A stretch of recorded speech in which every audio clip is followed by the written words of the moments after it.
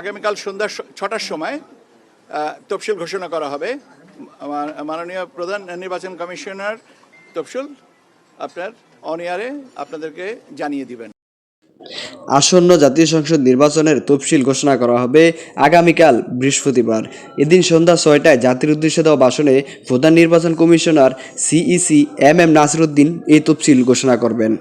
নির্বাচন কমিশনের ইসি সচিব আক্তার আহমেদ আজ বুধবার 10ই ডিসেম্বর বিকেলে নির্বাচন ভবনের ব্রিফিংয়ে সাংবাদিকদের এই তথ্য জানান।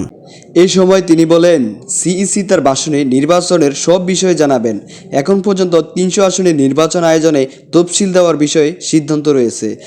এদিকে তফসিল ঘোষণাকে কেন্দ্র করে আজ রাষ্ট্রপতি মোহাম্মদ শাহাবুদ্দিনের সঙ্গে বৈঠক করেন এম নাসির উদ্দিনের নেতৃত্বাধীন নির্বাচন কমিশন। সিইসির সঙ্গে প্রতিনিধি দলে ছিলেন 4 জন নির্বাচন কমিশনার ও ইসির সিনিয়র সচিব আক্তার আহমেদ। বৈঠকে নির্বাচনের সার্বিক পরিস্থিতির বিষয়ে অবহিত করেন সিইসি। তা জেনে সন্তুষ্টি প্রকাশ করেন রাষ্ট্রপতি এবং সুষ্ঠু নির্বাচন আয়োজনে যত সাহায্য দরকার সব সহায়তা করবে বলে জানিয়েছেন রাষ্ট্রপতি। রাষ্ট্রপতির সাথে সাক্ষাৎ শেষে নির্বাচন ভবনে সিইসির সভাপতিত্বে বৈঠকে বসেন নির্বাচন কমিশনাররা। তারপরেই ইসি সচিব জানালেন, আগামীকালই জাতীয় সংসদ নির্বাচনের ঘণ্টা বাজতে যাচ্ছে। তফসিল ঘোষণার লক্ষ্যে সিইসির ভাষণে রেকর্ড করতে আজ বিকাল 4টায় ইসিতে বাংলাদেশ টেলিভিশন ও বেতারকে ডাকা হয়।